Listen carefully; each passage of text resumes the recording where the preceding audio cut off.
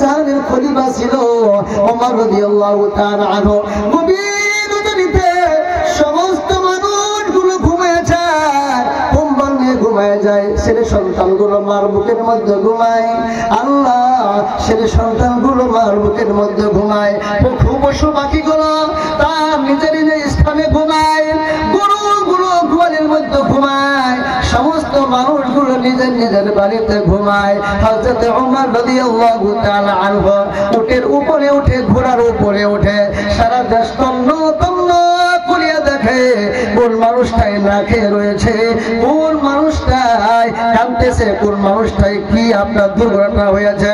তারপরে ওমর রাদিয়াল্লাহু তাআলা গেতেছে গেতেছে চলতে চলতে চলতে চলতে দেখেন একদম তাঁবুর নিচের দিকে একটা আলোর পোহর এসেছে, আলো এসেছে। হযরত ওমর রাদিয়াল্লাহু তাআলা আনহু সেখানে গিয়েছে, উকি মেরে দেখে একজন বৃদ্ধ মহিলা ছোট দুইজন ছেলেকে খাওয়ার জন্য কিছু জার করতেছেন।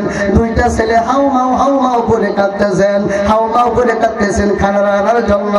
মা বলতেছে, বাচ্চারা রে, খানা হইতেছে, খানা হইতেছে, তুমি একটু শুয়ে যাও।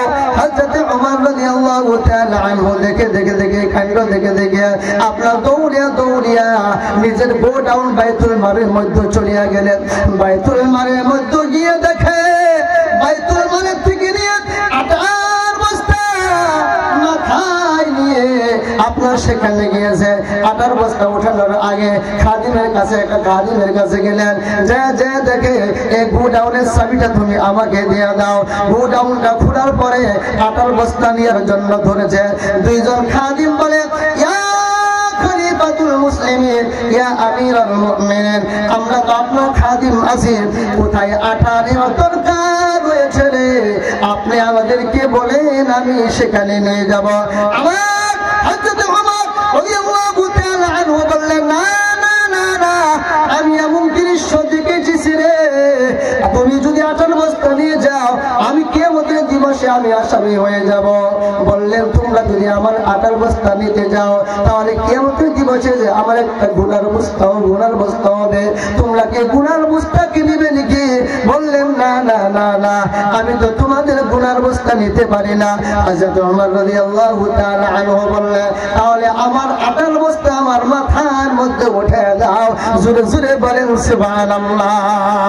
আটার বস্তা নিয়ে দৌড়ে আপনার সেই খাইবার কাছে গিয়েছে।